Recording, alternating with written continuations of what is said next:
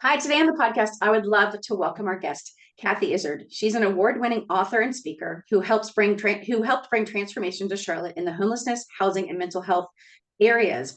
She has written 5 books. In her new book, we're going to talk about today, Trust the Whisper.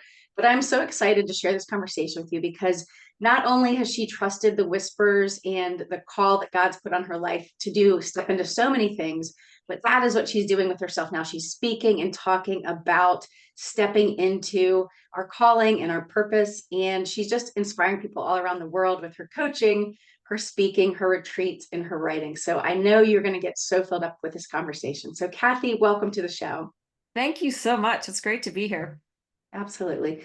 So I would love for you just to share with us a little bit. I know we could talk for hours just about, what you've filled in some of these books, but can you tell us just a little bit about what did life look like in the last, 10, 20, 30 years, snapshot?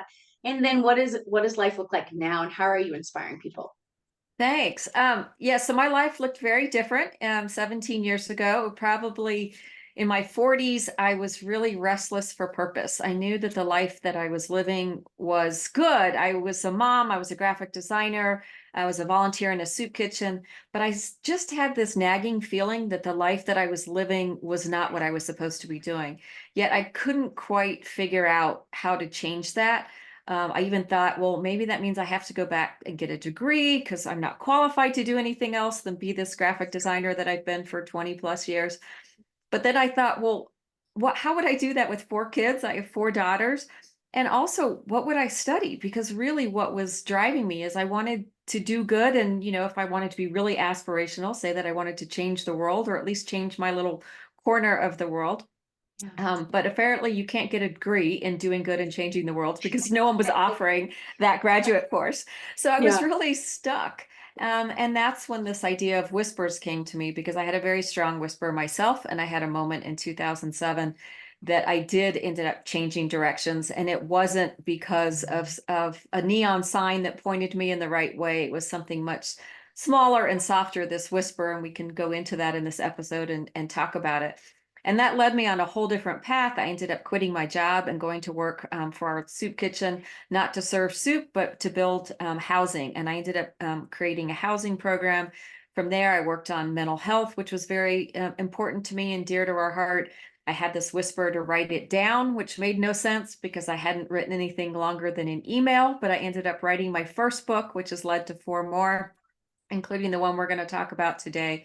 And then really, I think my next chapter is encouraging women who are like me 17 years ago, who are wanting to do something with their life, but they can't quite see it. And so I founded something called Women, Faith, and Story, and I've led retreats and workshops. And that's what I really love. That is my passion today, is to hopefully cause ripple effects and amplify those whispers. And if someone's hearing something and feeling that they're called into something else but are afraid because they're unqualified, I'm the first one to raise my hand and say, me too. I know Yeah. exactly what you're feeling, but take that leap of faith, take that first step. I love it. Oh my gosh, so much good stuff there. Yeah, well, first of all, I can relate because my background as well isn't anything to do with, especially the faith side of a lot of the content and podcast and things I'm doing now.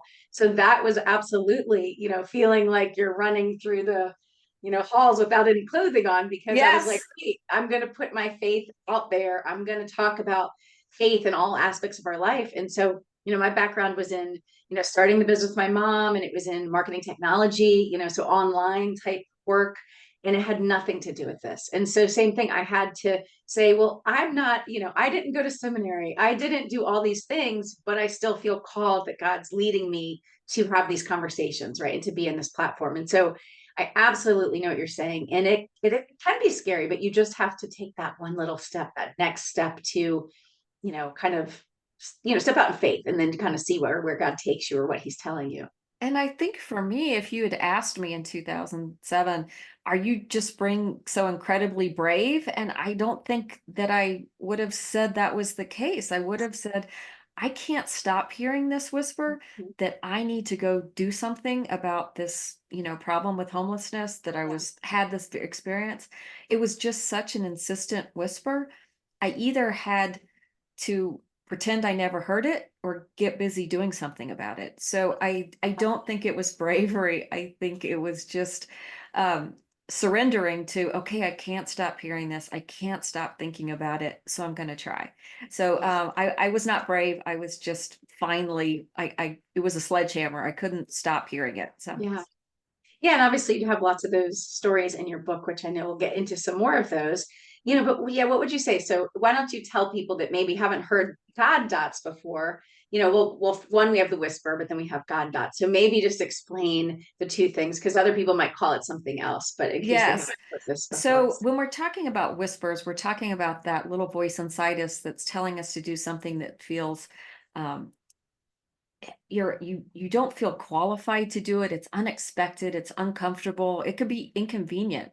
It could be something as big as quitting your job. It could be something as small as, hey, that there's this little thing you could do for your neighbor, some random act of kindness, and you feel like, well, I don't know that neighbor that well, but when you do, you realize, oh my gosh, they I was really the person they needed in this moment, and I listened, and I did it. And as I said, these whispers are insistent. And so when I started hearing this whisper to quit my job and house people experiencing homelessness, I felt a little crazy. I really I was not a person of strong faith. I didn't really believe, why would God be calling me or talking to me? Um, and so through the process of listening and what happened over those years, I started realizing I wasn't special or chosen. We're all hearing these whispers. We all have Yeah. these moments of, and call it what you want, call it Holy Spirit, call it God, call it soul talk, call it, speaking from your heart, whatever it is, the Yeah. language that resonates with you. It is that little voice from our soul. And I started meeting all kinds of other people that were having the same experience. Mhm. And not only that, they were having remarkable outcomes as well. And even more amazing to me is some of those people who were strangers at first became key to someone else's story. And I Yes. started calling them, as I was connecting them and hearing these stories, I started calling them the God dots in my life. These people that I realized it wasn't coincidence that we met each other. It wasn't just some sweet serendipity. We really were all connected in this way. And to me, that's kind of the third part of experiencing a whisper, connecting it in some divine way. When you talk about it, you really see how the ripple effect is so much stronger than you think, Yeah. how we all are connected in this divine weave. And it is not random. We're not here by accident. And our Yeah. stories are really intricately tied together. And to me, that was the most remarkable outcome of the last 17 years of listening and paying attention and meeting other people, is realizing it really transformed how I see the world and how I saw my faith. Absolutely. Yeah, that makes a lot of sense to me. And one thing is I love that you say that about you say that we should talk about it or share, right? These things that are happening to us because if we don't, one, sometimes we don't make the connection, right? If Yes. you didn't talk to some of these people about what was happening kind of in parallel, but then two, sometimes it's just like they say, if you don't write down your prayers and go back and see if they were answered, you forget, right? We move on You with do. life. And so, I've talked about that before, but not so much about writing down maybe the miraculous things or, the divine timing, divine connections. So what else would you just share with people about that? Maybe they're hearing this and saying, well, maybe two things. One, they're thinking like, well, I don't I don't really know about all this. I don't really, feel like I hear a whisper or this, my soul telling me to do things, or maybe they haven't really been tapping in, listening to it. But then two is why would I, why would I write this down or acknowledge it or share it? So how would you address both those things? Or really, why would I listen, right? Why Yeah, why well, why that pay too. attention? And I would say I do believe that God is whispering and waiting patiently for each of us to pay attention. I know for the first 40 my years of my life, I don't think God was any less present in my life. I just don't Right. think I was paying attention. And Yeah. now I find it so undeniable that it's funny to me, that I thought that some of these things that were happening in my life were just funny coincidence, random Yeah. coincidence. But one example I would give from the book is, I was helping a woman who wanted to find her twin sister. They were about to be 45, and she had not seen her twin sister in over 25 years. And it turned out her sister had been homeless in in the state of North Carolina. My friend lived in Charlotte, and So through the work that I've been doing, I ended up helping connecting her with resources of people, and she found her twin. She was homeless in Raleigh, North Carolina, but her twin ended up being housed, and it was a very nice end. They've repaired their relationship. And then because I was talking to someone else who was inspired by the work that I'd done in homelessness, I was talking to a woman in Raleigh, and she was saying how called she felt to this work, and that she was really inspired by the women that she'd been volunteering with and helping. And we had this aha moment because we realized one of the women that she had been so profoundly affected by to raise $27 million and build a housing program in Raleigh, North Carolina, was the lost twin sister Yeah. of my friend in Charlotte. And that triangle of divine to me was just jaw dropping, because Yeah. if I had not been helping my friend and talking with her and then speaking with this other woman in Raleigh, we never would have connected those dots. We never Right. would have known. But there were these really powerful divine forces kind of working with all of us to know each other, to meet each other, and recognize this story.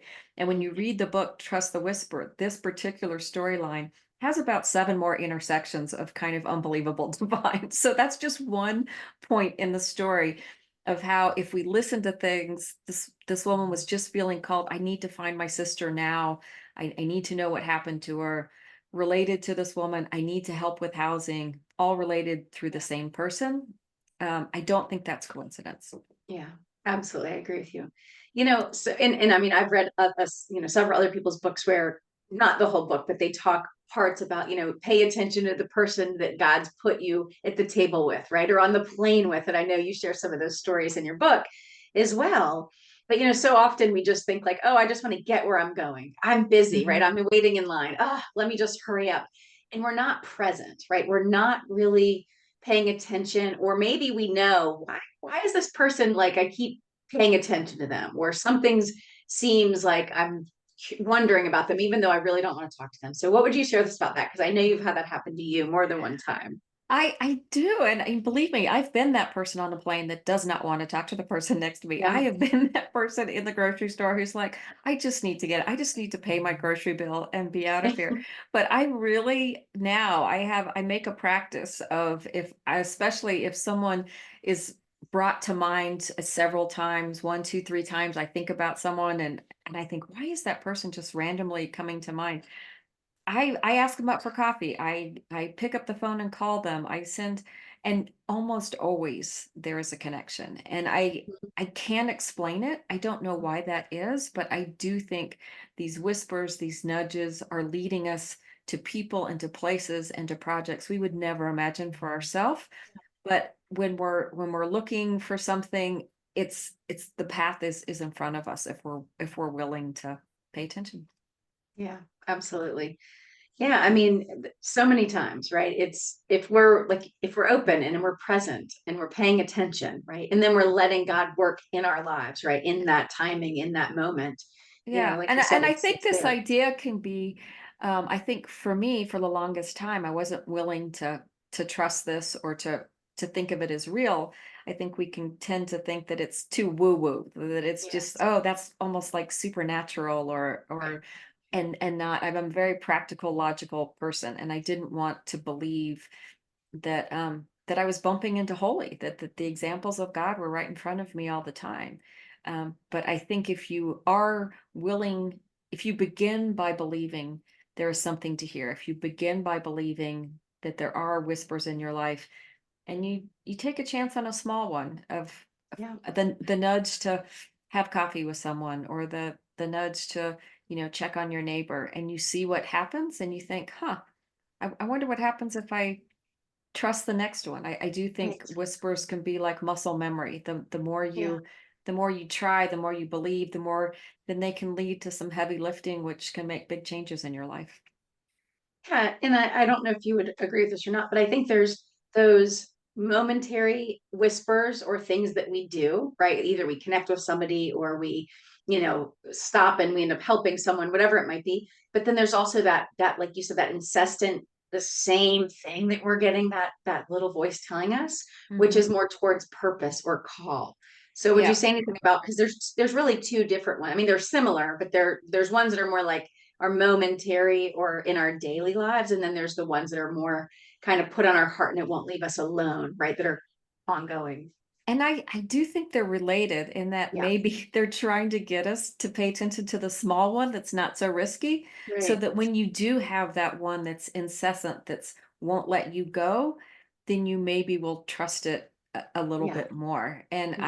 I think the first time I heard a whisper in my life, I was 44 and I was, restless and looking for purpose. I had read this book called Same Kind of Different as Me with Ron Hall and Denver Moore, and my mom had thought I would like it because it had stories of how they met in the soup kitchen and the way their life was transformed.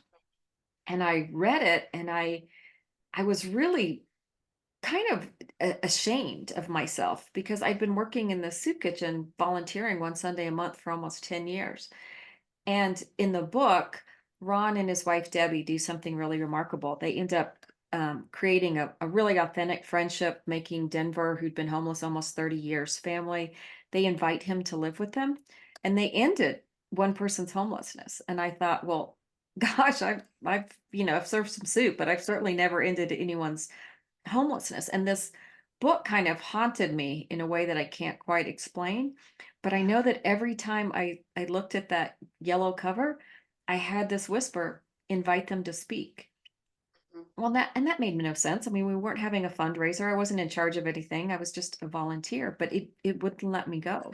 Yeah. So I listened. I sent an email one day to Ron Hall. He's a New York Times bestselling author with Denver Moore. And I sent them an email and I said, hey, I don't know if you ever speak. What would you think of coming to Charlotte to speak? And I pressed send. And I thought, well, that was really crazy because I don't know why I did that. And I hope he doesn't read his email. But he answered me 20 minutes later and he said, sure, when's your event? Mhm. And that's how I ended up being in charge of a fundraiser for 1,000 people that was going to raise money for our soup kitchen. But it really is what led to my having kind of the real epiphany is I had a moment with Denver where he asked me 4 questions that kind of changed my life forever. And I couldn't unsee the way he had me see homelessness. And that led to me quitting my job and going to work for that soup kitchen. And we ultimately raised $10 million dollars and built a building that now stands today called Moore Place, named in part for Denver Moore. Yeah. And I didn't see any of that coming. I certainly would not have said at the time, oh, this is what I'm going to do. This is how I'm going to do good in the Right. world. But it was starting with that one little whisper, invite them to speak, that Mm. led to another one. What Yeah. are you going to do about it? Quit your job, which led to another one, which led to write a book. And each one just kept building upon the other. Yeah. And I made this huge detour in my life for which I'm forever grateful. But it all goes back to that moment with Denver. Yeah. Well, and started with that book, right? The whisper that that book put on you, that it or awakened within you, whichever way that is. But yeah, Yes. and it's amazing. But yeah, it's really like little divine breadcrumbs, right? It's that I like voice. that. It's yeah, you kept kind of picking up the next thing. I mean, like you said, you didn't know you were going to find or the next thing was going to happen, like the question he posed to you, or the questions, but the big one, right? Which is, what are you going to do about the fact that you shut your doors at night and the homeless people have nowhere to go, right? Basically, Yes. they don't have anywhere to stay or sleep and be safe at nights, and so Hmm.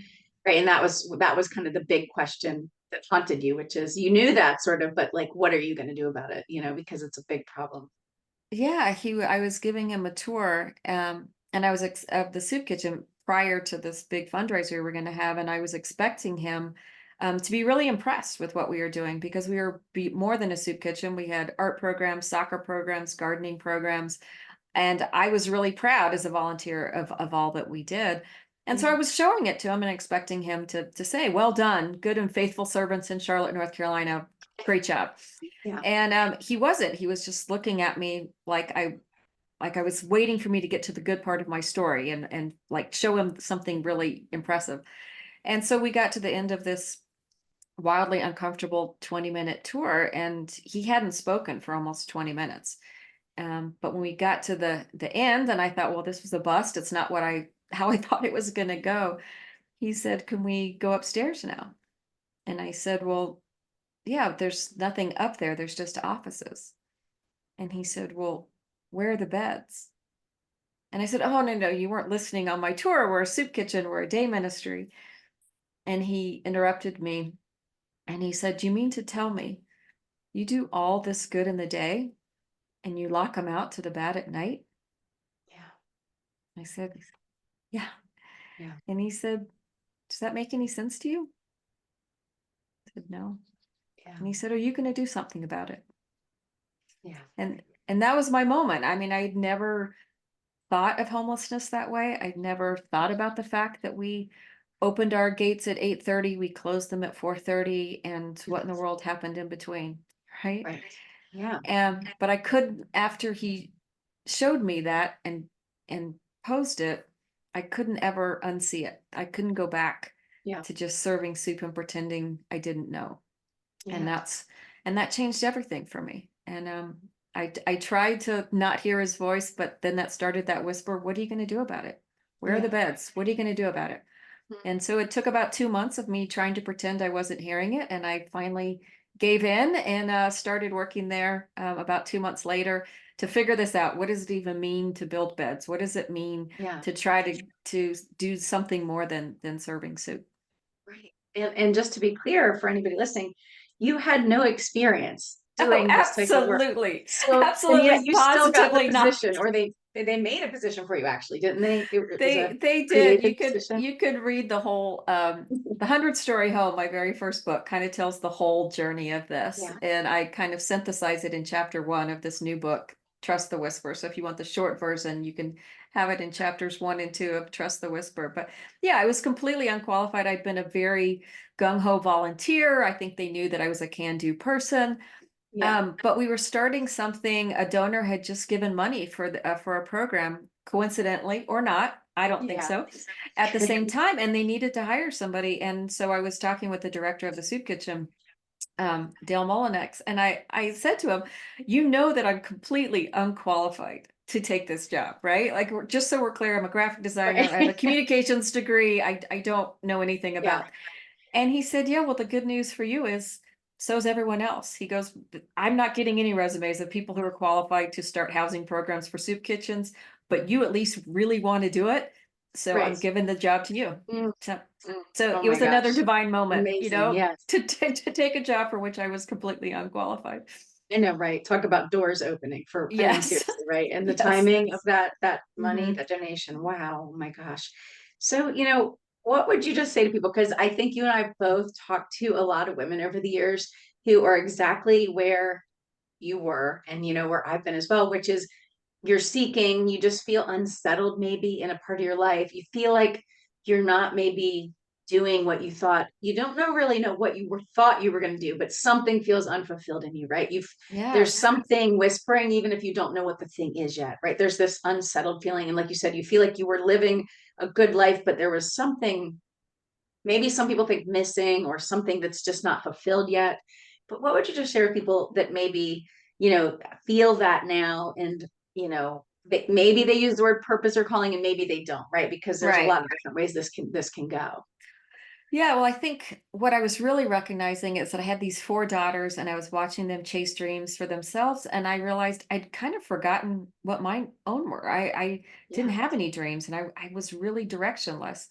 Um, but I think what Denver showed me, he showed me something that broke my heart and I needed to do something about it. Mhm. So what I would say to women is if you're feeling that restless, feel like there's bigger dreams, as you feel like there's more that you're meant to do, pay attention to what breaks your Yeah. heart because it's different. If I asked you right now what breaks your heart, it would be completely different from what's currently breaking my heart and what I'm feeling that I need to do right now.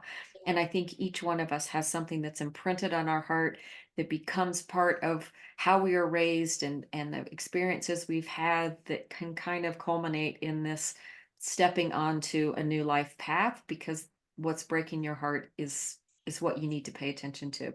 Yeah. And if it's what's breaking your heart is that children in your community don't have school supplies. Well, what if you just one day got some school supplies and took them to one school and one child and see how that made you Right. feel? And then maybe that leads to tutoring one child And then maybe that leads to helping with an after school mentoring program. And maybe that leads to, I don't know what, but I Yeah. think I just showed up at the soup kitchen that day with different, you know, okay, we have some money, we have to start a housing program. What is my next first step? That's right.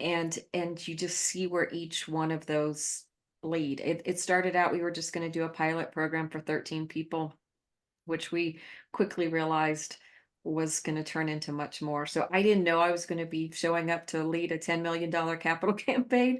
If I Yeah. had, I probably wouldn't have, I probably might have not have gone to the door. But I would just say to someone, if pay attention to that restlessness, that is Yeah. your soul speaking, that is your heart talking, that is that Holy Spirit knocking on your little soul saying, you know, there's more that you're meant to do.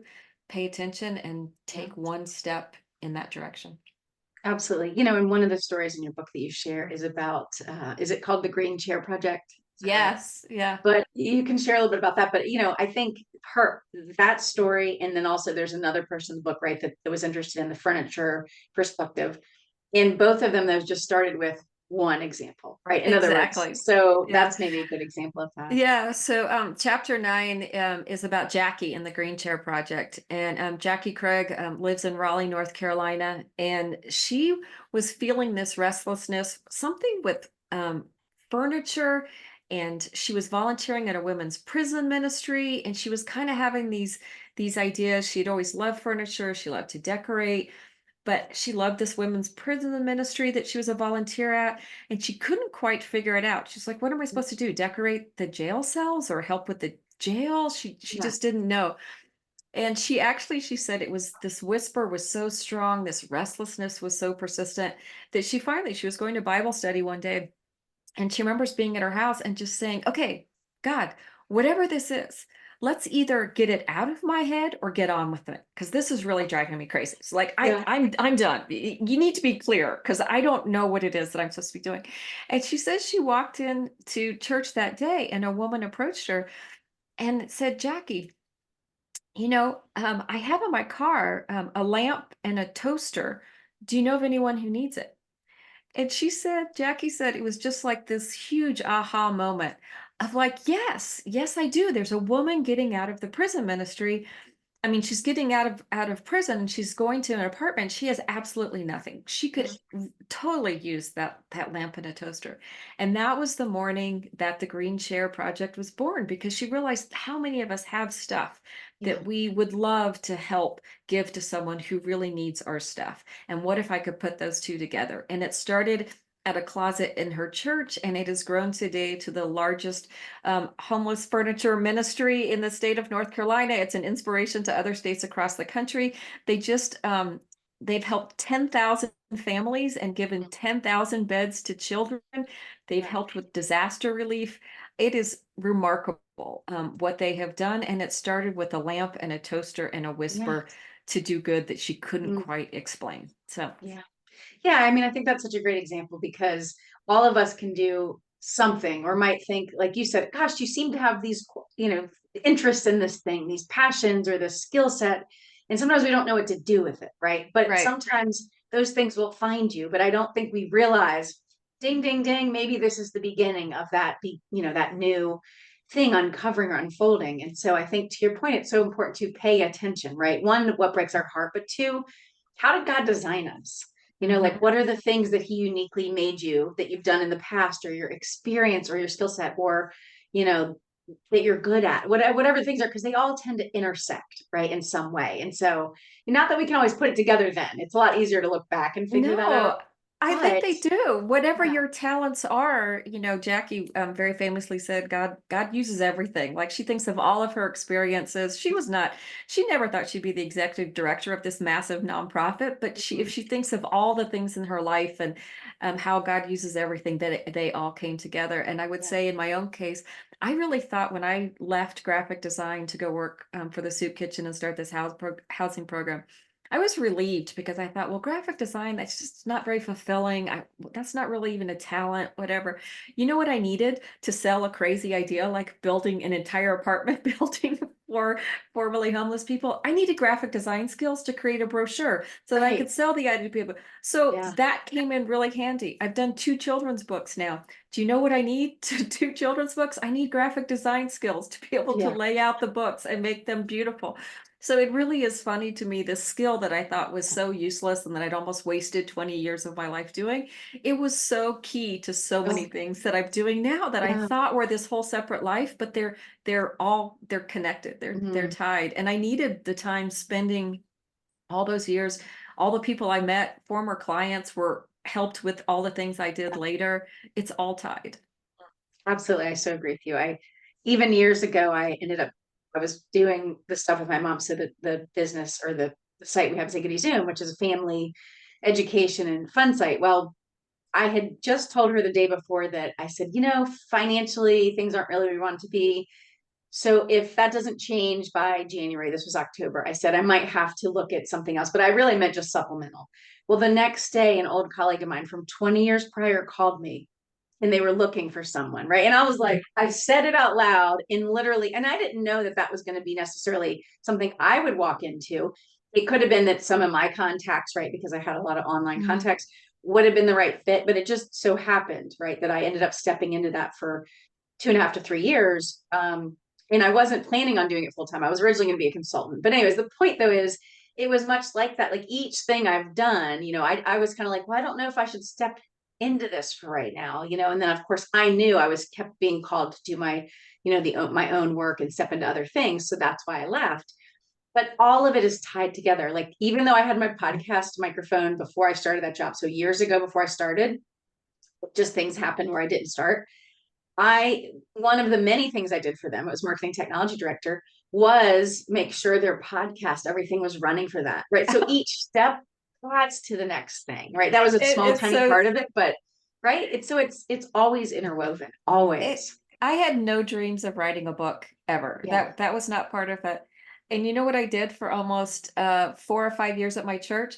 I was the person who booked authors and speakers at our church for this Yeah. something called Faith Forum. And so people like Anne Lamott and Brene Brown and really big names, Yeah. I was calling their folks and I was setting up all the arrangements and I was working on the book signings and I was there with them.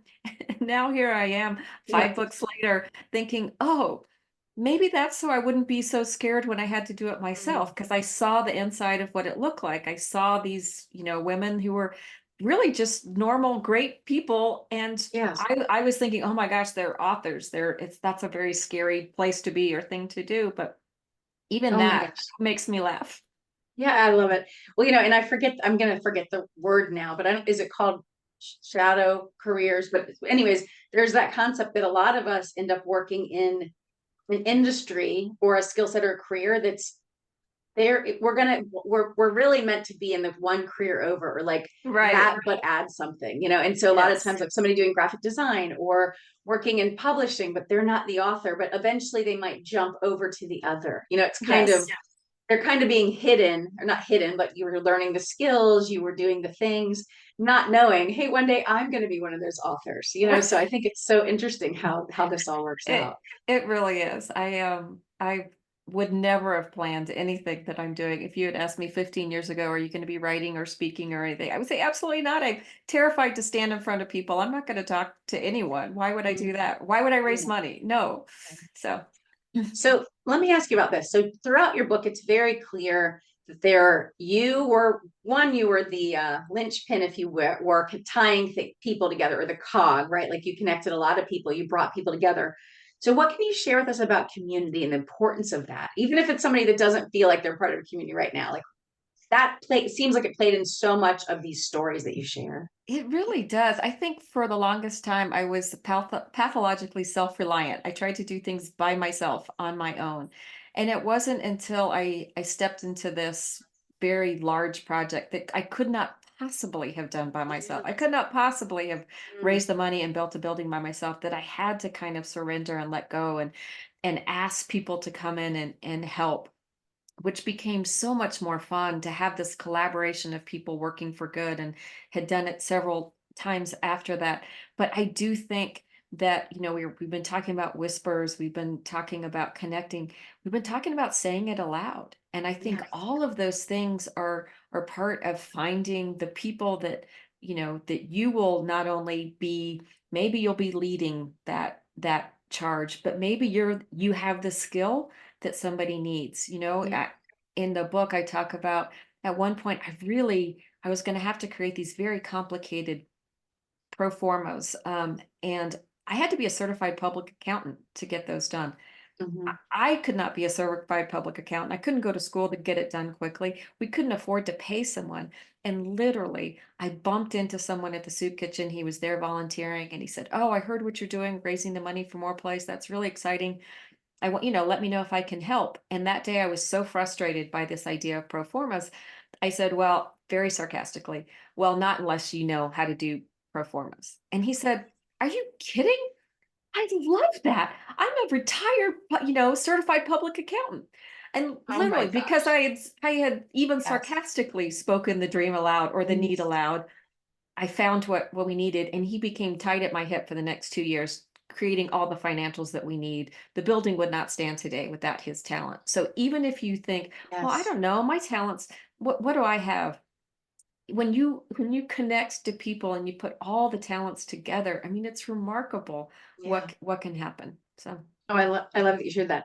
Yeah, it reminds me, I don't remember which book it is now, but one of Mark Batterson's books, I think he's sharing an example where one gentleman basically was struggling. He needed a computer, right? So this is a small scale, not like building a whole building, but he kept kind of praying for the computer. And you've heard other stories like this. But anyways, finally he tells someone, one of his friends, and he's like, "Oh wait, like I have a extra computer." But it's like before he was never speaking his need, and so no one knew that he needed something. So while he was praying to God, a lot of times God's expecting us, right? If we can fulfill it, he's going to work through us to fulfill something. It's not necessarily just going to magically show up on the desk, right? With yeah, no yeah, it's not. intervention of a person.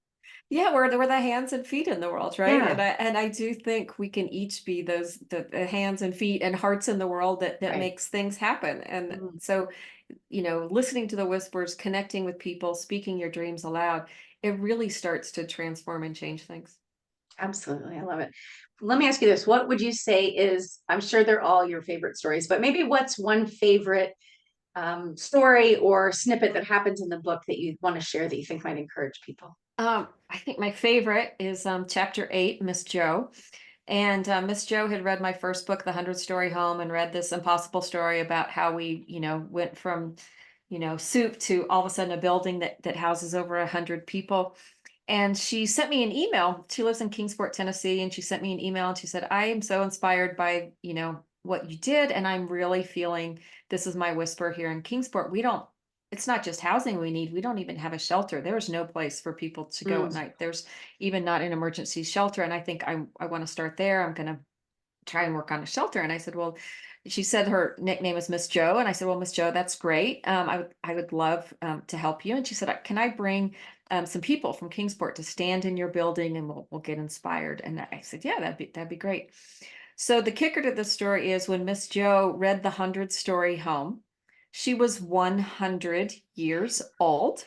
mm, When she took her a little while to motivate the people and get the 2 van loads from Tennessee to come stand in more place, she was 102 years old. She went back from that and started a nonprofit at 103 years old called the Kingsport Homeless Ministry.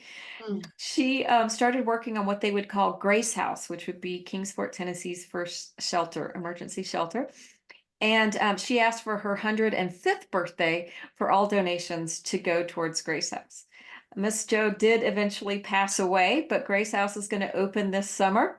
And so if anyone's listening and you think, "Oh, well, I'm too old. Whispers are for young people and it's too late for me." Well, if you are 85 and listening to this, you have 20 years to still work on and listen and pay attention to whispers. So I don't know how old your average audience is, but I'm betting it's a lot younger than 85, so that we none of us are off the hook. Like we could start right. listening at any time and paying That's right. attention at any time and acting upon those whispers. I love it. No, I loved that story. And yeah, it is inspiring because I think it reminds us, we're told you can have a new dream, you can do something new at any age. And there's lots of examples of people doing that, right? In any decade, right? Any season. But she truly is a testament to that, that at 100, she started with this big, huge project, and she's the one that got it rolling. She's the one that's, because of her efforts, her city or her town is going to now have that, resource available to I people, know. and It's so remarkable it's, to me. Have you ever heard yes, that start some big foolish project like Noah? I mean, yeah, really, yeah, we should all start some big that's foolish right. project like Noah. And I don't know, we tend to work on things that we can get done in a week. But what if we had that mindset of what if I have 40 years? What would I That's right. like to have done in 40 Yeah. years? Yeah, and I think, I mean, I've definitely heard, that before, which is, if our God dream isn't big enough that it requires more people and money than we have, then it's really not big enough. In other words, we're Yeah, thinking I too like small, that. Yeah, you know what I mean? And so, I've heard it said, are you living in a story that's too small? yeah, So absolutely. Oh my gosh, so good. So what would you just tell us about the intersection of faith and fulfillment? Like you said, when you were younger, you thought, like maybe you had some opinions about your faith or God, but like it really obviously has impacted you in a much greater way now, both your fulfillment when you listen to the whispers, but also your faith. And so what would you just share with us about that? yeah, I think I've been on a faith journey that I may not have realized. In writing my first book, I came to see it as the first part of my faith journey. My second book, I ended up writing about, well, maybe God doesn't just show up in the miracles of buildings, but maybe he shows up in the dark times too. My husband has a rare disease, and that book is about that. And then I think this is kind of the third part of my faith journey, that is that we are all so connected. There's a divine weave in the world. It is incomprehensible how all this works, about how we're all connected, and how the person that I need could be standing in front of me in the hall right Right. when I ask it or speak it, but I know it to be true. So I think I this whole journey in the last 17 years has given me not only a very deep faith, but I am not restless for purpose anymore. I feel very fulfilled. I feel like I'm on the right path. I'm open to the next adventure that I'm sure is not my plan, and I have no idea Yeah. what it might be, but it does make this an adventure, not only the people that I might come across, but who knows what next projects we might create together. I love it. That's the one thing I actually talk about often, is that I think God calls us to adventure, right? He doesn't Mhm. call us to live a boring, mundane lives, which most of us have gotten comfortable with. I could admit Yeah. I have those seasons too, where you think, oh, I'm doing enough, and not saying we should all be exhausted all the time. That's obviously not what I'm saying. But, we get comfortable with comfort, right? Yeah, very true. Instead of being comfortable with discomfort, you know what I mean? In other words, we just get used to, let's turn on Netflix and let's do this, and instead of like, what's that little whisper, right? Yeah. That's prompting me to go get uncomfortable for just a minute, or do something I haven't done before. And so I think it's so important that we are opened, in our mindsets Yeah. with these I think we get calls very and comfortable in what we become capable of. It's like we become capable of things, probably early on in our lives, but that may not be what we're called to. yeah, I was very comfortable as a graphic designer. I yeah, made a good income. I could have kept doing that.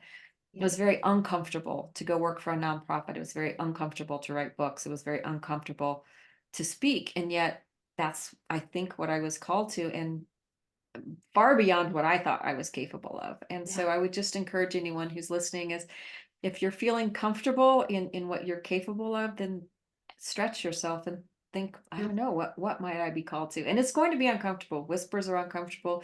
It's risky. But I yeah, think, to your point, it's an adventure worth taking. yeah. There's a quote I've shared before on the podcast, but it's and I'll share who said it, but it's, your comfort zone is is the greatest enemy of God's miracle zone.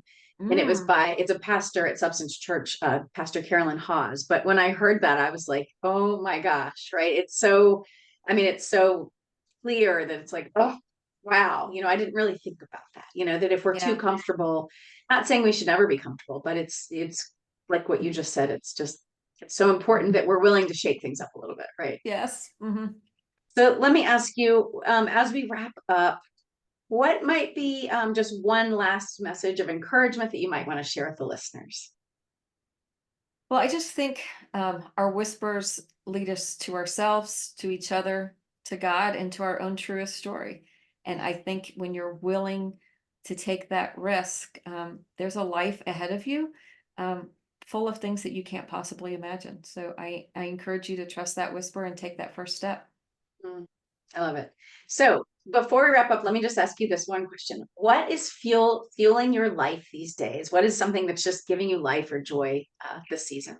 Well, what is fueling my life at this exact moment? I was very busy this spring with launching this book and Yeah. talking about it and going around, and literally just arrived where I am today in Wyoming. Arrived here last Friday, and I'm just doing a giant exhale. And what is fueling me is walking in these beautiful mountains and fly fishing. I've gotten into fly fishing because my Wow. husband is a big fly fisher, and just really enjoying nature, which is a great place to be quiet and listen Yeah. for next whispers. But the beauty of this place and spending some exhale time is what's fueling me right this moment. I love it. It sounds amazing.